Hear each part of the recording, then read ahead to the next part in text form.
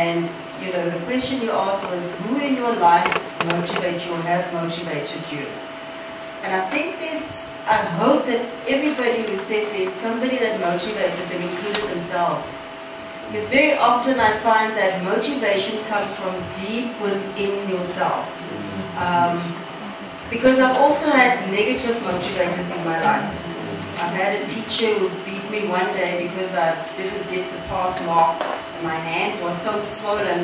But I went home and I said, I'm going to show you. And that motivated me. And that motivation didn't come from the negative external, but it came from inside. There are significant new trends. And maybe we can just reflect for a few minutes around the problems, obstacles, or the stuff that we lived through in South Africa that really caused those obstacles. But it will come back to one thing, I bet you, and it's going to be the denial of access. But around the world, there's a huge movement where communities are rising up and saying, we're taking back the power. We are not going to be sitting around waiting for governments to empower us. We're not sitting around waiting for donations to come. We are organizing ourselves into this and creating this groundswell that is saying to the governments and to the corporates, we have a right to belong, we have a right to dignity, we have a right to a livelihood, we have a right to quality education, which is one thing that a large proportion of our population was denied for many, many years in this country.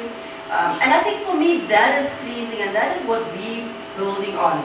And in fact, that is what forms some of the core DNA of the Masisizani Fund. It's really looking at the groundswell. And you know, the one thing that we do in the Masisizani Fund is microfinancing, obviously using the Group Bank model as well. And I looked at models around the world, and the one thing that I spent some time in Mexico just trying to understand what they do and what their successes have been.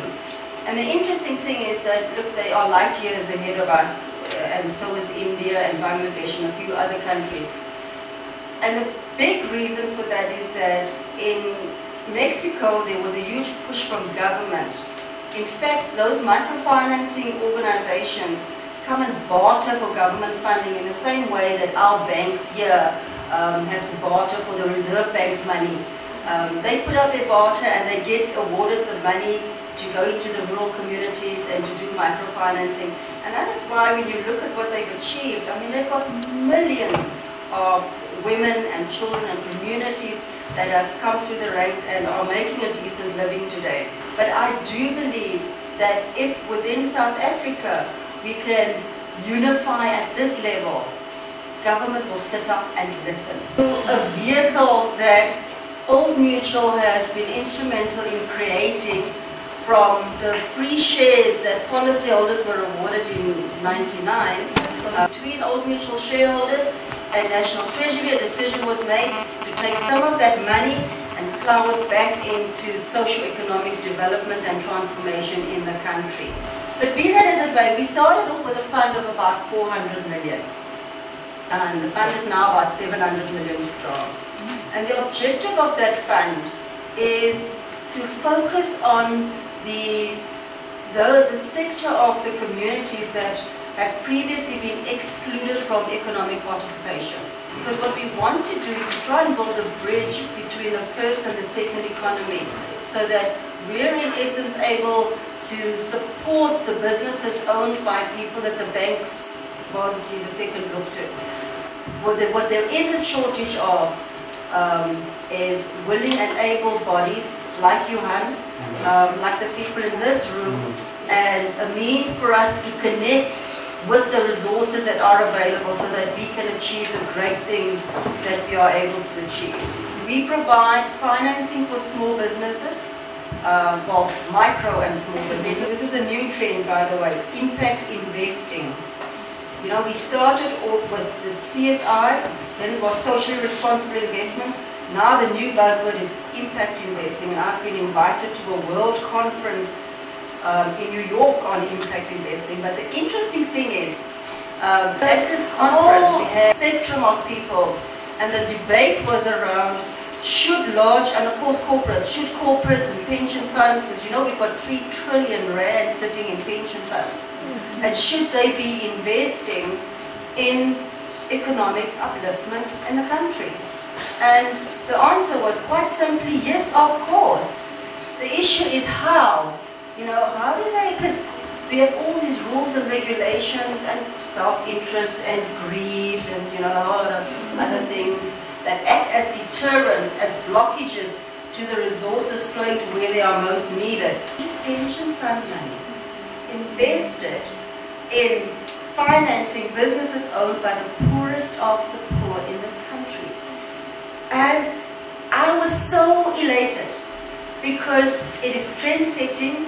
That is a brand new trend that's coming, because pension fund trustees are finally realizing, and also I suppose the investment consultants that make these decisions are realizing that there are pockets where they can invest, in fact, where they don't have to worry about governances.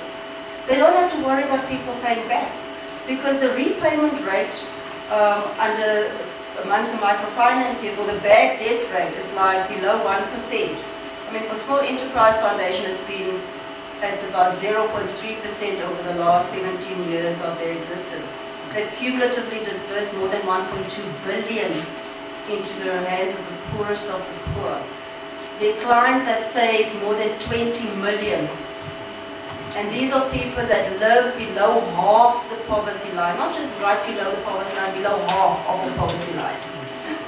So it was quite mind-blowing for people to realize, wow, this is happening in our own country. And this asset manager said, wow, this is actually how I can improve my rate of return to the pensioners that I'm building up assets for. Because if they look at a blended return, and they get even just a return that links to the bond rate in South Africa, and have that type of stability where it's much safer, it's a much safer investment for them than investing in private equity. So those are the types of things that are happening, and I'm happy to say that we are supporting microfinanciers in this country. Obviously, key things for us is to look at the sustainability of the businesses, because the focus at the end of the day is that we are able to help support and sustain small businesses that can create employment. Because large corporates in the tough times shed jobs. It's small businesses that create jobs. And we can actually graduate them through the process. So we're speaking to the banks and we're saying, we've got on our books so many of your clients that are just doing transaction banking.